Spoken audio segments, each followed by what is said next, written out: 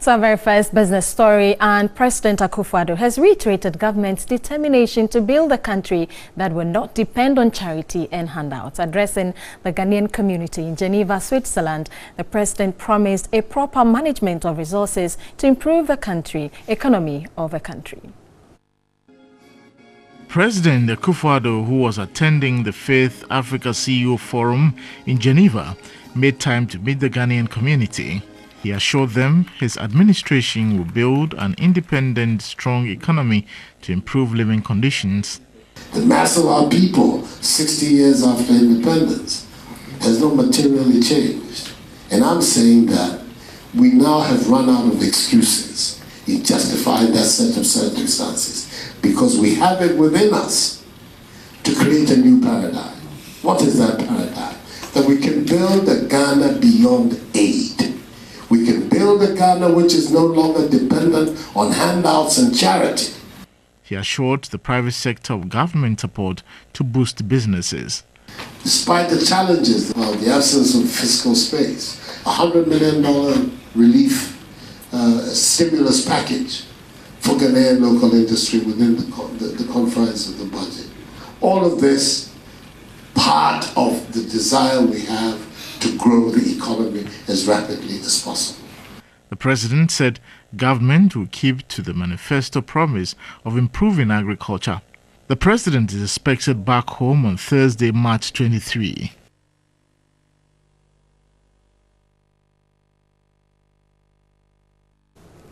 The Ghana cedi neared a 4% depreciation to the US dollar on Tuesday as demand by exporters continued to rise. The local currency declined in value by 0.4 to the American currency last week.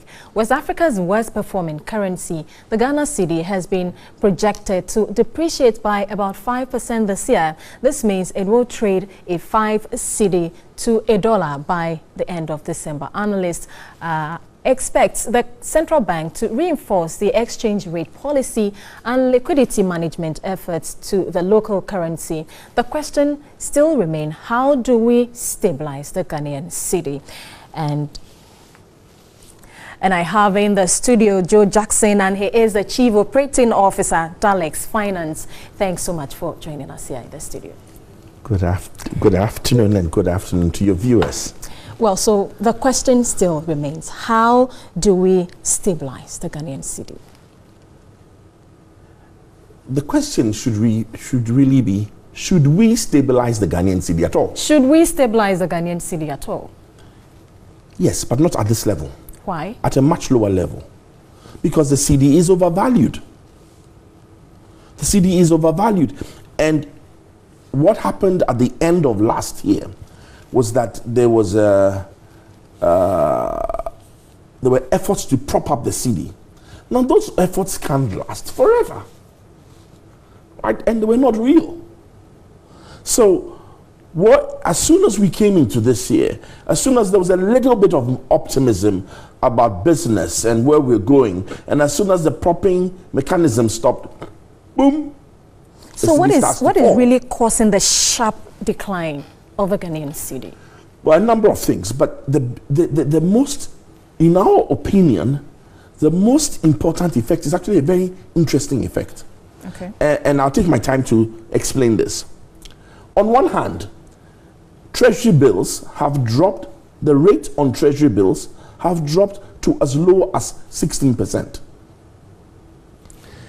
Yet, the Bank of Ghana, in its own rate at which it buys money from or sells money to the banks, is as high as 24%. So we have this weird mismatch where on one hand, money sold to the government issued by the central bank is at 16% and even dropped lower, just come up a little bit. And yet this same central bank says that the true value of money is at 24%. So now what's happening is that treasury bills, when they mature, people are not buying new treasury bills. They're taking out their money and putting it in the US dollar because a significant percentage of the people who buy treasury bills are actually foreigners or foreign entities who, if they're not buying treasury bills, are taking their money out.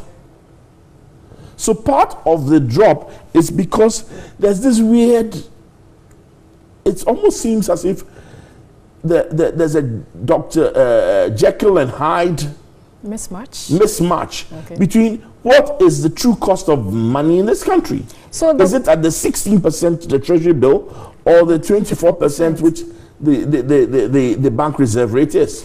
We want to find, so how then again do we stabilize the cedi against the US dollar? You see, at the bottom level, it is the cedi represents, the value of the cedi represents how much people want to buy things from outside where they need dollars versus how much people want things from this country.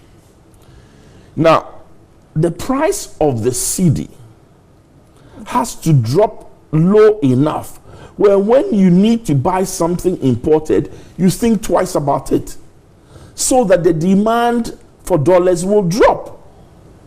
Otherwise, if we still continue to prop it up, every time you let go, it will sink.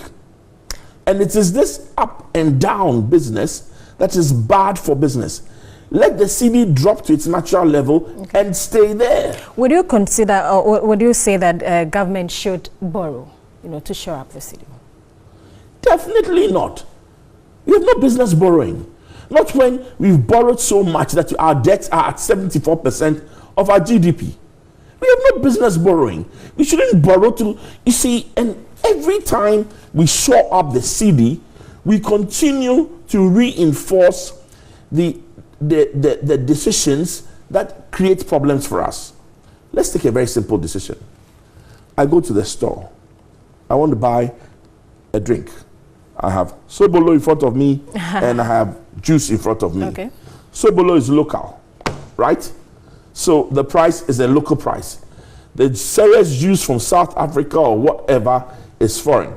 The price of the cedi has to fall. So now, Sobolo, because of its cheaper price, looks more attractive than a packet of juice. It's as simple as that. That's so practical. Thanks so much for your thoughts.